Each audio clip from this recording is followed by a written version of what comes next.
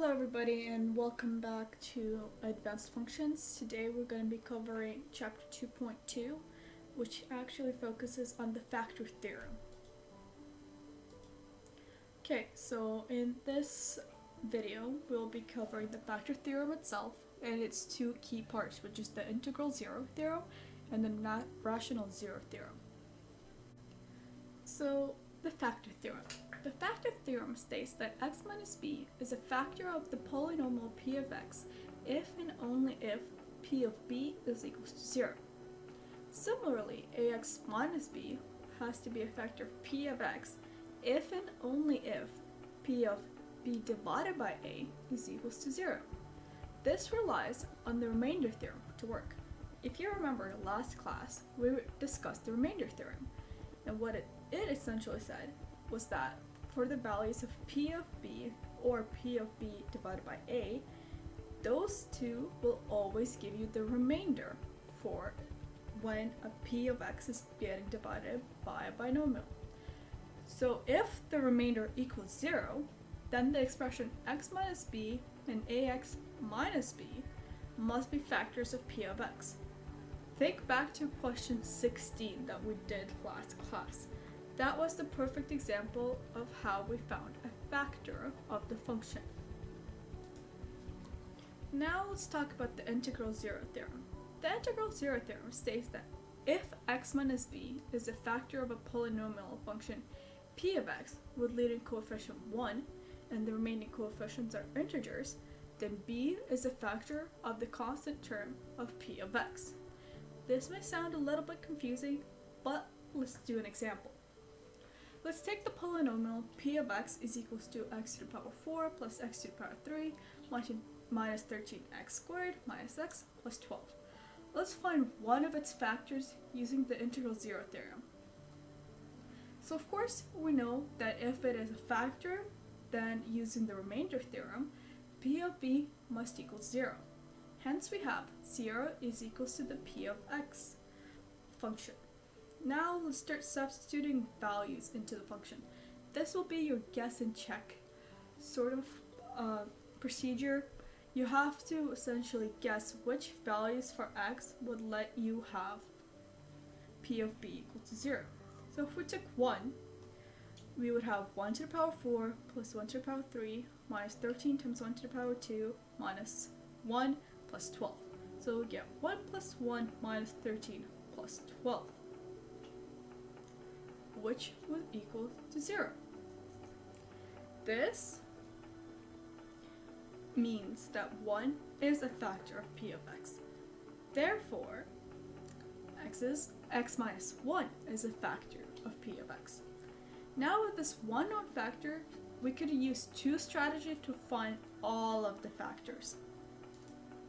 This is where the rest comes in. So what you could do is use either long division that we learned last class, or we can use synthetic division. So for long division, we already know how to do it, but I'll quickly go over it. We know that x minus 1 is a factor of p of x. Hence you can divide p of x by 1 to find the other factor. You could do this by yourself right now, but you have to make sure that your answer is equals to x to the power 3 plus 2x squared minus 11x minus 12. If that is correct, then you got the other factor. However, you could see that part probably could be factored even further. Therefore, you have to use the steps you learned from last slide onto the new p of x function and keep going like that until you cannot divide it any further, which means you can't find any more factors. Also, as a helpful little tip, once you get to a quadratic, you could use other strategies like the quadratic formula, or if you see there's a difference of squares, then you should use that instead of trying to find x values like we did previously. Now we have synthetic division, which is genuinely an easier way, or like a more efficient way to perform long division, because what you're doing is condensing long division into a chart form. This explanation may sound a little bit confusing, but I will explain both the processes on the next slide, so don't worry. But right now, let's just verbally discuss it. So what you would do is you would write your found b value on the left side of the chart, separated by a little box, to signify that is your factor that you've already found. Then you would write all the coefficients of p of x to the right of the box. It's pretty simple by far. Now what you would do is carry the first coefficient to the answer line. The answer line would be underneath the coefficients. I would skip one row, and then on the next row you have your answer line. Then you would multiply your b value with the first coefficient and add the value you just got to the top value in the next row, which would be the next coefficient that you wrote down from p of x. Now, whatever value you got, you would write that on the answer line. That may sound a little bit confusing, I understand. It's much easier to understand if you visualize it. But what you will do is you would continue this process until you reach the last row. If you got 0 as your final number, that means you successfully completed a division. That 0, or whatever other value you get, should be the remainder. So yeah, over here I'm gonna put 2 videos of long division, static division, but right now I'll just do it in notes. Okay, so this is what we found for p of x, or the given for p of x. P of x is equals to x to the power 4 plus x to the power 3 minus 13x squared minus x plus 12. That's the question we were just discussing. So our first strategy is to use long division. Long division. So first we should use the integral zero theorem. And here we already found that p of 1 is equals to 0, therefore x minus 1 is a factor. So what we would do is we would set up the equation. So we have x minus 1 separated from p of x to the power 4 plus x to the power 3 minus 13x squared minus x plus 12. Again, make sure the line always covers the full equation. So we have x going into x to the power 4, which would mean x to the power 3 is up here. So what we do is x minus 4, x times 3 times x times minus 1 is equals to minus x to the power 3. And what do we get? We get 0. This is plus 2x to the power 3. This is plus 2x divided by x is equals to plus 2x squared. So we keep continuing with the process. I'm carrying down 13x squared. So this is minus 2x to the power 3. 2x squared times negative 1 is equals to negative 2x squared, which now equals to 0. 13, negative 13 minus 2, which is plus 2, is equals to negative 11x squared. Let's carry down the negative x. Negative 11x divided by x is equals to negative 11x. So now we write negative 11x squared plus 11x, because negative 11x times negative 1 is positive. Again, here we have a 0. Negative x minus 11x is equals to negative 12x. Now we carry down the plus 12, and we get minus negative 12x, which is minus 12. This is minus 12 again. 0, and then 24. Oh no, sorry, this should be a plus. Yeah, and then 0. So the remainder is 0. Therefore, it is a perfect factor. And this is our new factor. So our new factor is x to the power 3 plus 2x squared minus 11x minus 12. Now we have to repeat the process all over again. I don't want to scroll down, so I'm just going to start here. You have to say, let p of x equals to our new found factor, which is x to the power 3 plus 2x squared minus 11x minus 12. With this information, we once again apply the integral zero theorem. So let's think. P of 1 would equal to 1 plus 2 minus 11 minus 12. In no way would that work. So that's not our answer.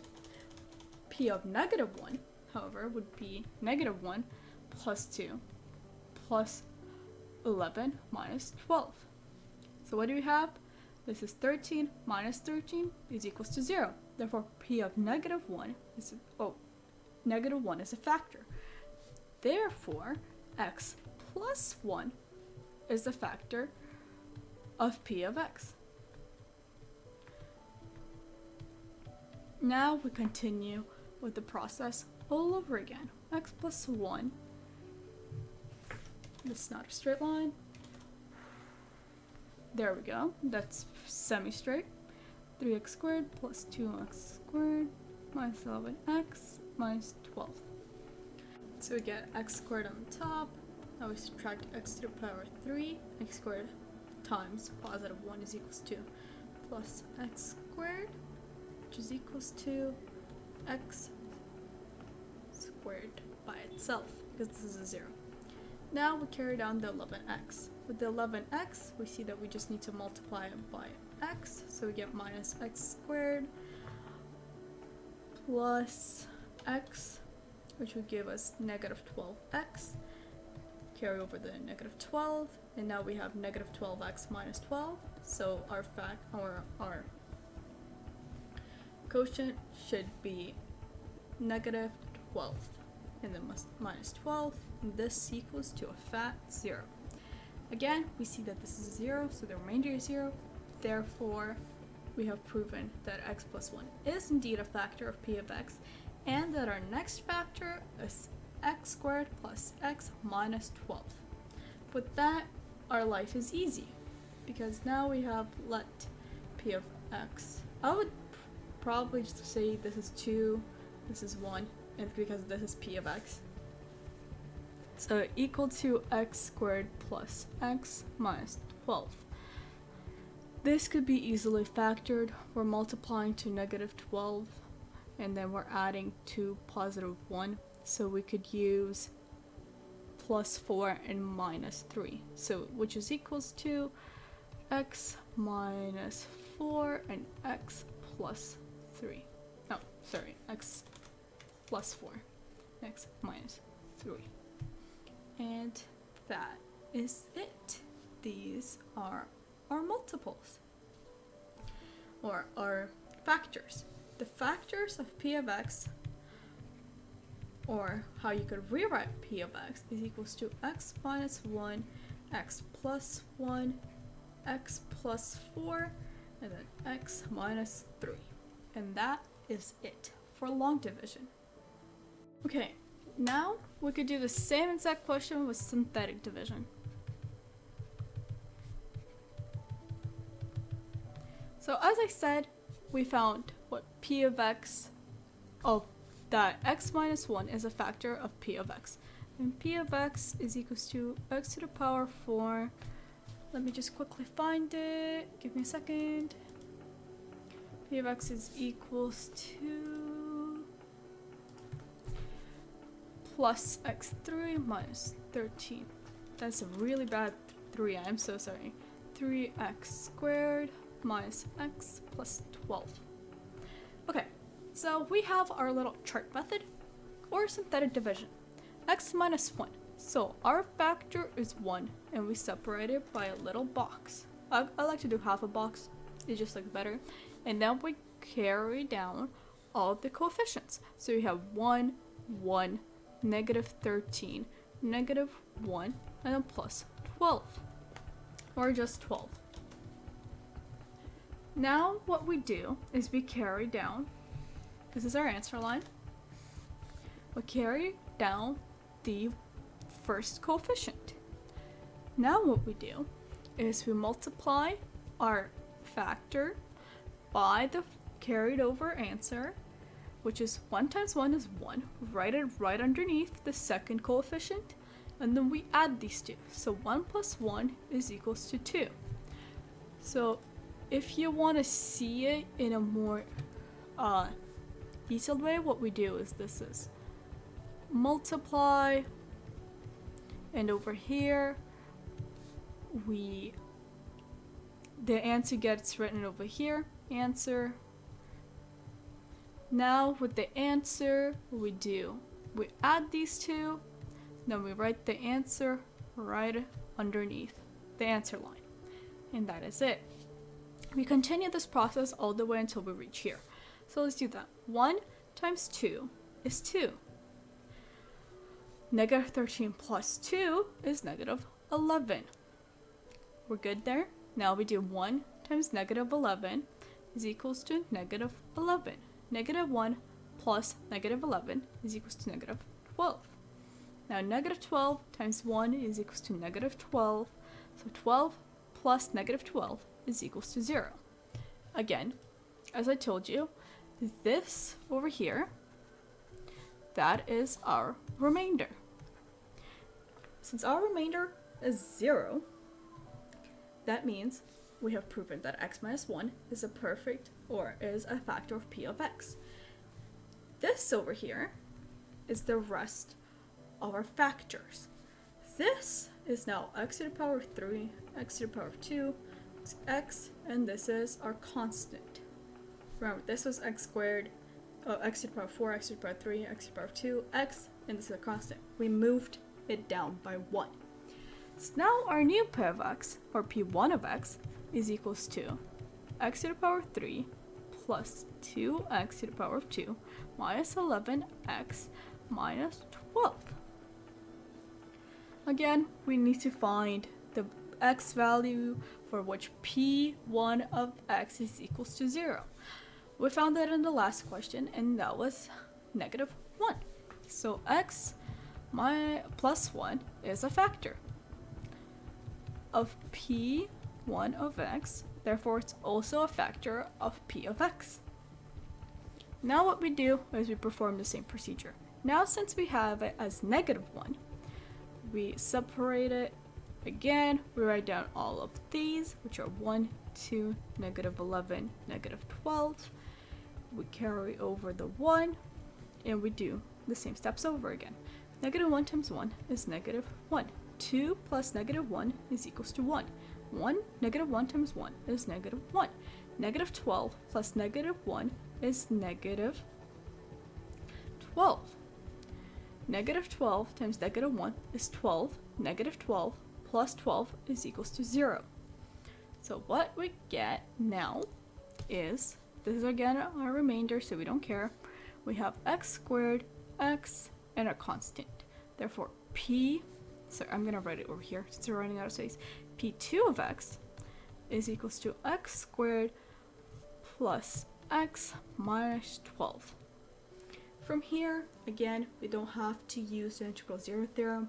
We could just factor it as we usually do, which would mean we could find what multiplies to negative 12 and what adds to positive 1, which would actually be x plus 4 and x minus 3. Therefore, p of x can be written or can be factored to x minus 1, x plus 1, x plus 4, and x minus 3. This is the exact same answer we got using long division, but as you can see, this process is much faster. But to understand this process, you must first of all understand long division, which is why personally, if you can use this, you can always rely on it and trust it to make your life easier than doing long division. And yeah, that's it for this example, so let's go back to the slides. Now that you understand the integral zero theorem, let's move on to the rational zero theorem. The rational zero theorem goes as follows. Suppose that p of x is a polynomial function with integer coefficients and that x is equals to b divided by a, where it's also a 0 of p of x. You know that a and b have to be integers and that a cannot equal to 0. With that information, you know that b is a factor of the constant term of p of x, a is a factor of the leading coefficient of p of x, and with that, we know that a x minus b is a factor of p of x. Essentially, this theorem follows the same principle as the integral zero theorem, except now it has two values, a and b, rather than just b.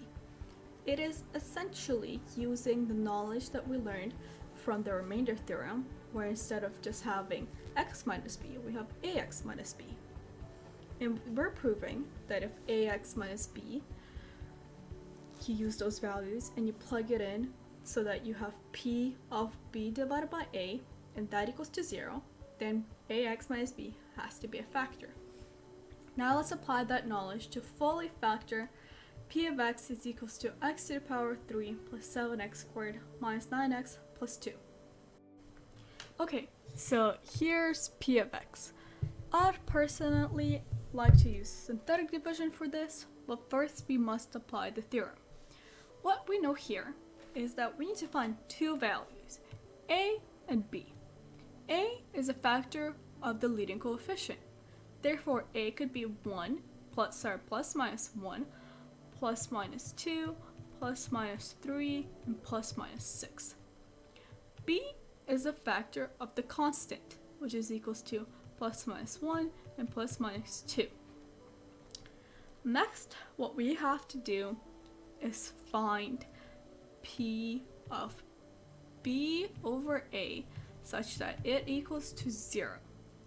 What we're going to do is going to mix and match these options until we get 0. This could be a lengthy process, so you should carefully analyze what you are given first.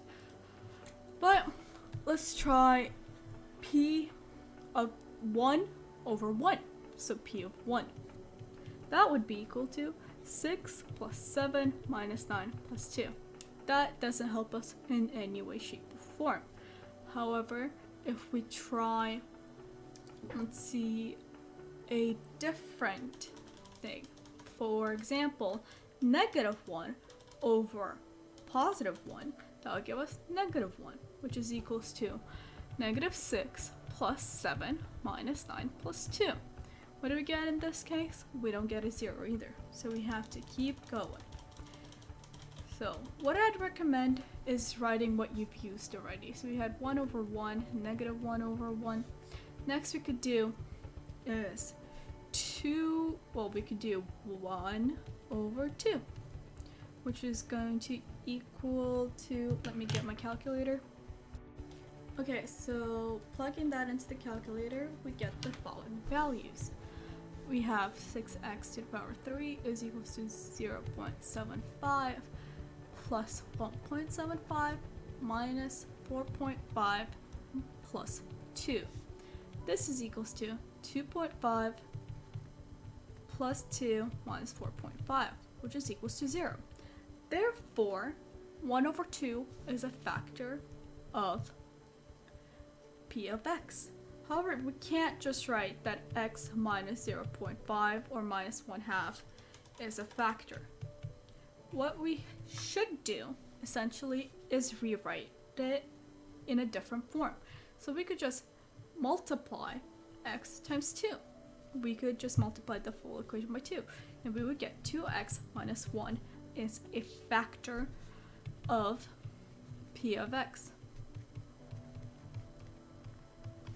With that information, we can now perform synthetic division. What I like to do, well, actually, no, you can't perform synthetic division. I'll lie a tiny bit. If you use synthetic division, you're most likely going to run into problems, so let's just do long division for this question. So let's do that. We have 2x minus 1, and we're dividing 6x to the power 3 plus 7x squared minus 9x plus 2. So we have 2x going into x to the power 3, which is equals to 3x squared minus 6x to the power 3 minus 3x squared. What do we get? We get plus 10x squared minus 9x. Now this is plus 5x minus 10x squared plus 5x times negative 1 is equals to negative 5x. And that is equals to negative 4x. Negative 4x plus 2. That would be minus 2. So we have negative 4x plus 2, which is equals to 0. Therefore, our second factor is 3x squared plus 5x minus 2. So now we write, let p1 of x is equals to 3x squared plus 5x minus 2. What we have to do now is repeat the same steps. Or, since we have a quadratic, we could try to factor it normally. So what do we have? We have 3x squared, 5x minus 2. So it's something that multiplies to 6 and adds to 5. Well, that could be a 3 and a 2. Well, I'm sorry, negative 6 multiplies to negative 6 and adds to 5. So, do we know anything that could do that? Of course, if you thought about it, the answer should be, or the two numbers should be 3x squared plus 6x and minus x minus 2. I know this way is not the most efficient one, but that's personally what I've always stuck to, and for me it's extremely fast. So we have 3x squared plus 6x. So we remove the 3x from it and we get x minus or plus 2. And then over here we can remove the minus 1, we can get x plus 2, which is equals to 3x minus 1 is one factor, and the other one is x plus 2. Therefore, p of x can actually be rewritten as, or factored down to, x, 2x minus 1, 3x minus 1, and x plus 2. That is the key concept of the rational zero theorem. With that being done, this is the homework for today. It might seem a little bit long, but again, it's just the two theorems we learned, or overall the factor theorem. I will be going over each of these questions in the next segment. Okay, so let's do question 3. I'll do just 3a because they're extremely similar, so I just want to give you a little bit of a head start. So we have x to the power 3 plus 3x squared minus 6x minus 8, and we need to find the zeros. So what we know is that for it to factor, it has to be part of the factor that goes into the leading coefficient and the constant. So over here, our leading coefficient is 1 and our constant is 8. So what we could have is 1 plus minus 1 plus minus 2 plus minus 4 and plus minus 8. Those are the 8 numbers we could have. So let's plug in plus 1. Plus 1 would give us 1 plus 3 minus 6 minus 8. That is not a 0. So that's not good enough. Let's try minus 1. So we get minus 1 plus 3 plus 6 minus 8. This would equal to 0. Therefore, x plus 1 is a factor and x equals to negative 1 is a 0. Now let's move on to plus 2. So if we had plus 2, we get 8 plus 12 minus 12 minus 8. That is also equals to 0. Therefore, x minus 2 is a factor and x equals to 2 is a 0. Since we have a cubic, we should have one more factor. So let's try negative 2. Negative 2 would give us negative 8 plus 12 minus 8. This is 24, this is negative 16, therefore it's not a 0, so that's not a factor. So now we have to plug in a 4 in. Plug in a 4, we get the following. 4 to the power of 3 is equals to 64, plus 3 to the power of 3 times 16 is equals to 48. Now 6 times 4 is equals to negative 24 minus 8. That's not a 0. So let's try negative 4. So negative 4 gives negative 64 plus 48 plus 24 minus 8. Does this look correct? Let's try it out. plus 48 plus 24 minus 8, that is a 0. Therefore, that's our final answer, or our final factor. That's x plus 4, or when x is equals to negative 4. Those are our 3 zeros and our 3 factors. That is essentially the process you're going to use for 3b and 3c. Okay, now we have question 5.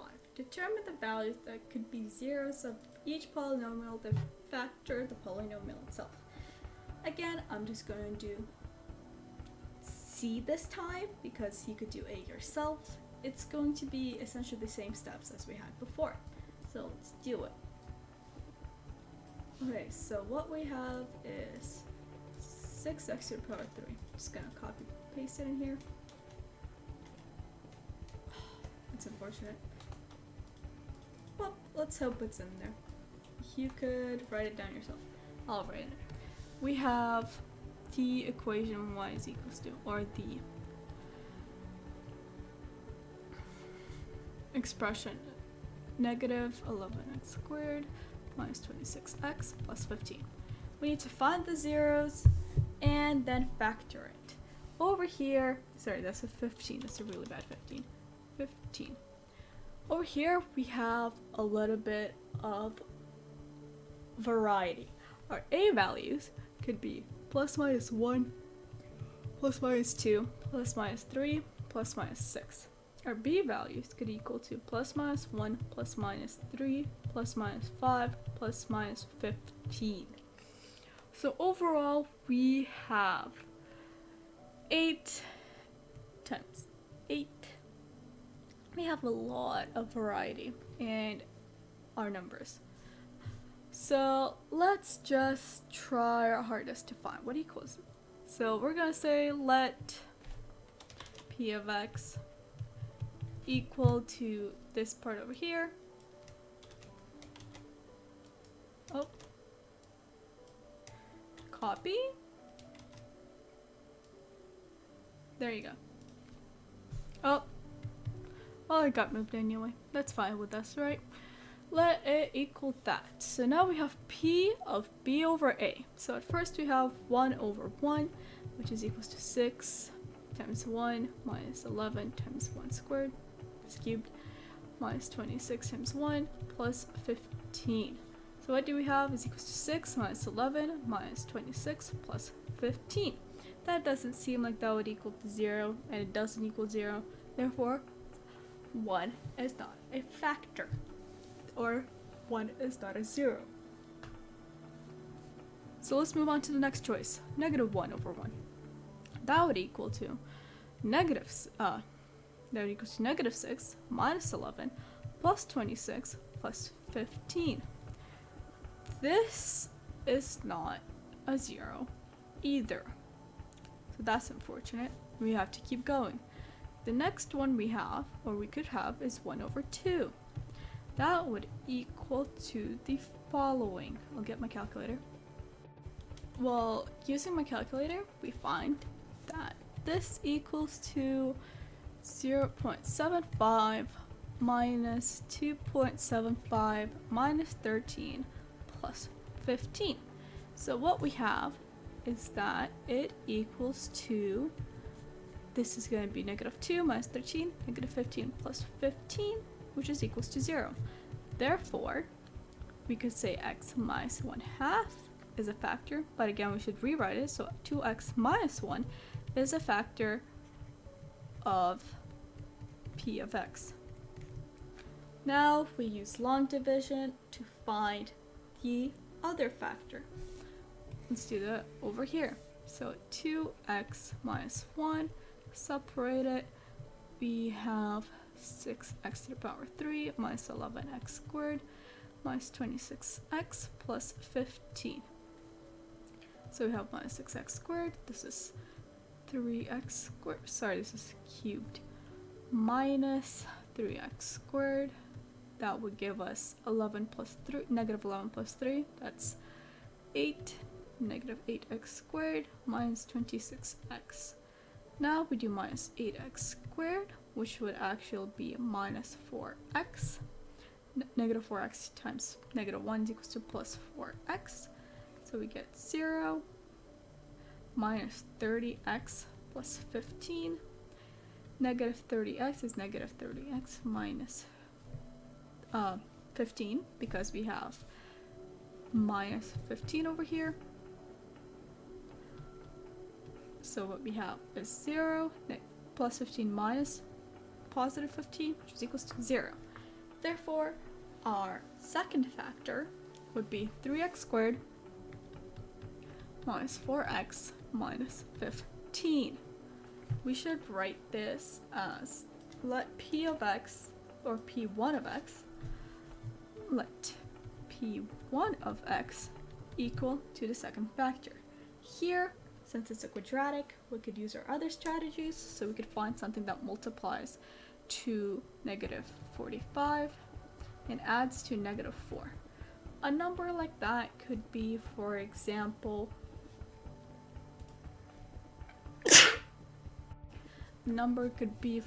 negative 9 and 5. So we could write this as 3x squared minus 9x plus 5x minus 15. Then we isolate, so we have 3x, and then x in here minus 3 plus 5x minus 3, which would result in our factors being x plus 5 and then x minus 3. And that is our full factor.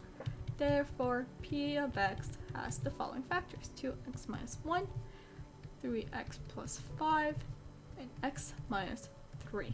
That is it for this question. Part A should be extremely similar. Follow this procedure and you'll get the right answer.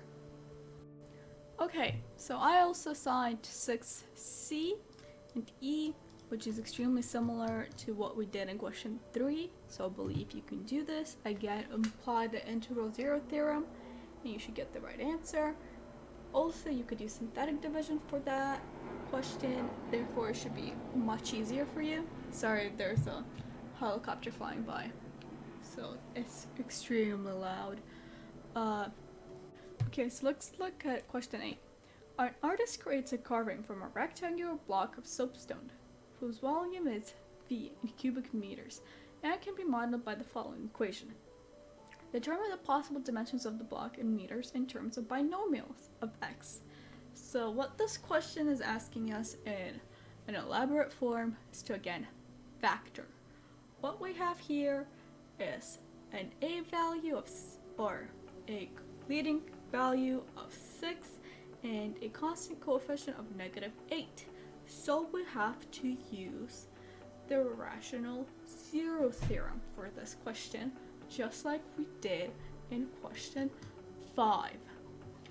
There's not much of a difference between these two questions, like whatsoever. It is always the same exact process. You just need to get extremely familiar with how to apply the two concepts. I'm not gonna go over and do that every single time for you.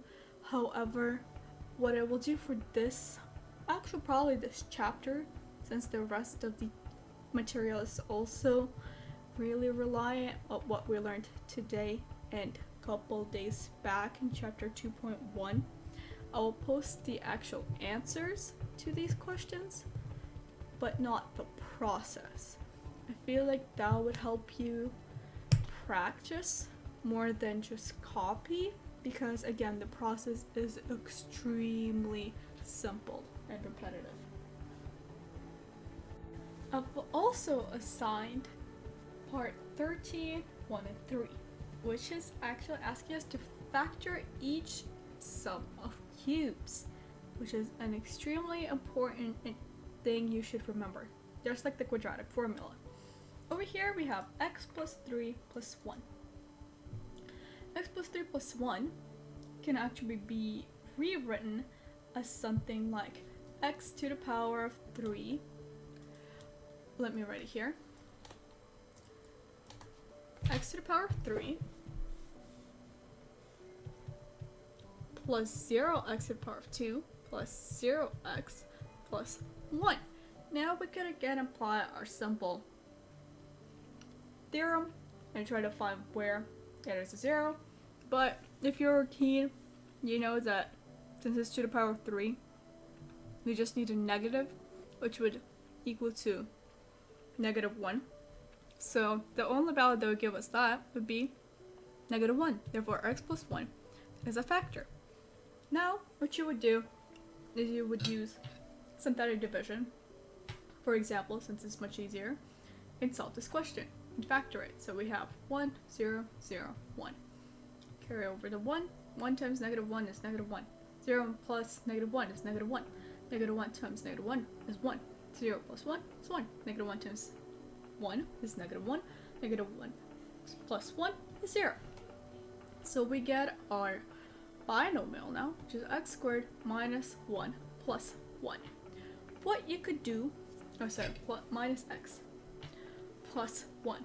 Here you could apply the quadratic formula, because we can't multiply something to 1 and then also have it equal to -1, right?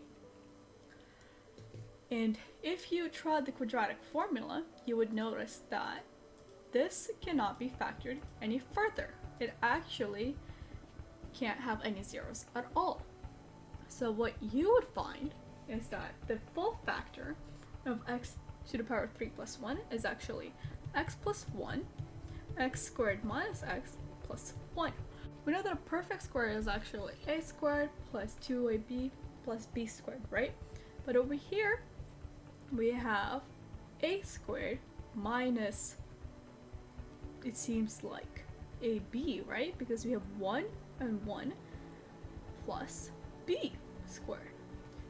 That is actually what the cubic sum is equals to. It is equals to x plus b, or whatever this value is over here, the cube root of it, and then something of this format. And it is super useful when you're trying to factor cubic sum.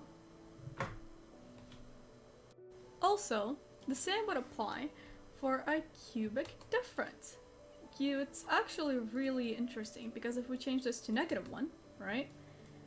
All we know that this would change to is -1. So here would have 1, and so here would actually get x squared plus x minus 1. See? Plus 1. Therefore, the same principle works for factoring a cubic sum as a cubic difference. And that's really an important lesson for you to learn, so that you understand and can save time on your exams and any other math work. Okay, well, that concludes the lesson for today. I'm gonna tell you right now, chapter 2.3 is going to be rather short, and chapter 2.4 is also really short, because they cover, well, 2.3 is a continuation of chapter 2.1, and 2.2 is just focusing on application questions. Chapter 2.4 is covering a new topic, but you have learned about it in grade 10, and it's also really simple. So those videos should be coming up rather quickly because of how simple they are. Also, as I said, for the next couple lessons, I'm probably not going to be having detailed homework answers, because again, they're solving the exact same type of questions over and over again to get you to practice doing them yourself, rather than me explaining to you over and over again. If you have any questions, feel free to message me or email me. I will always be happy to help. Hope you have a wonderful day.